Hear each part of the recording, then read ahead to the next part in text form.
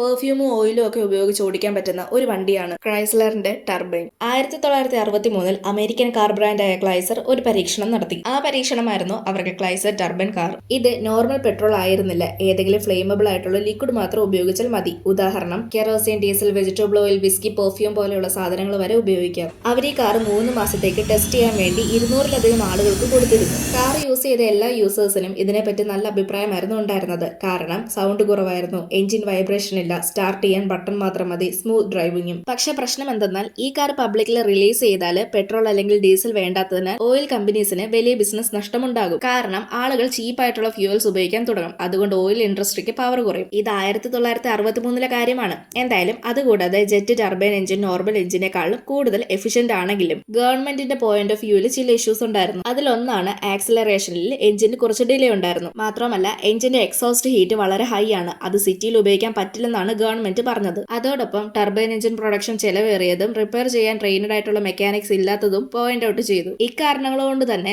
Oil കമ്പനീസും ഗവൺമെന്റും ഈ കാറിനെ സപ്പോർട്ട് ചെയ്യാൻ താല്പര്യം കാണിച്ചില്ല. അവസാനം ക്ലൈസ്ലർ 55 കാർ പ്രൊഡക്ഷൻ ചെയ്തെങ്കിലും അതിൽ 46 കാറുകളും നശിപ്പിച്ചു കളഞ്ഞിരുന്നു. ഇന്ന് ലോകത്ത് ഈ കാറുകൾ വെറും 9 എണ്ണമാണ് ഉള്ളത്. അതിൽ ചിലത് മ്യൂസിയങ്ങളിലും മറ്റു ചിലത് ജെയിലേനോ പോലെയുള്ള പ്രശസ്ത കാർ പ്രേമികളുടെ കയ്യിലുമാണ്. വരുന്ന ദിവസങ്ങൾക്കുള്ളിൽ നമ്മളൊരു ലോങ് വീഡിയോ ചെയ്യാനായിട്ട് ഉദ്ദേശിക്കുന്നുണ്ട്. അപ്പൊ ആ വീഡിയോയ്ക്ക് എന്ത് കണ്ടന്റ് ആണ് വേണ്ടിയത്, ഏത് കാറിനെ പറ്റിയിട്ടാണ്, അതും വ്യത്യസ്തമായിട്ടുള്ള എന്തെങ്കിലും കഥകൾ നിങ്ങൾക്കറിയാമെങ്കിൽ അത് കമന്റ് ചെയ്യും. അതിൽ നിന്ന് ഏതെങ്കിലും ഒരു കമന്റ് പിക്ക് ചെയ്തിട്ടായിരിക്കും നമ്മൾ ലോങ് വീഡിയോ ചെയ്യുന്നത്. പ്രത്യേകിച്ച് അധികം ആളുകൾക്ക് അറിയാത്ത ഏതെങ്കിലും വ്യത്യസ്തമായിട്ടുള്ള കഥയാണ് ഞാൻ നിങ്ങളിൽ നിന്ന് പ്രതീക്ഷിക്കുന്നത്. അപ്പോൾ ഇതുപോലെയുള്ള കൂടുതൽ വീഡിയോസ് കാണാനായി ചാനൽ സബ്സ്ക്രൈബ് ചെയ്യാനും ഇൻസ്റ്റഗ്രാമിൽ ഫോളോ ചെയ്യാനും മറക്കില്ലേ.